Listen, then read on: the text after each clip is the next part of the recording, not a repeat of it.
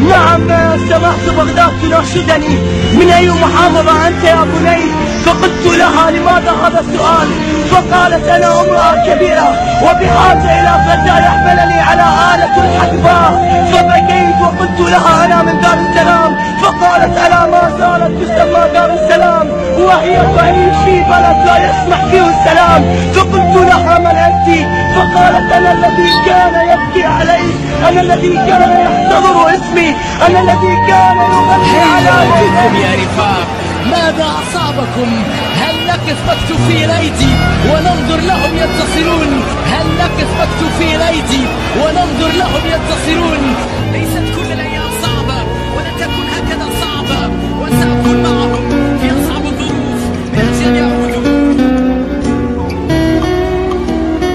فقل للشامتين بنا أفيقوا، فقل للشامتين بنا أفيقوا، سيلقي الشامتون كما لقينا.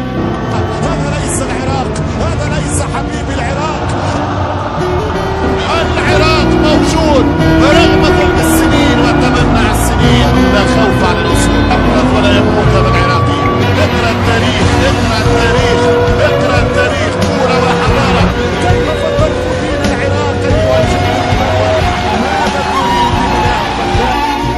لا تعسفن على غدر الزمان، لطالما رقصت على جثث الأسود كلاب، ما قصدها تعلو على أسيادها.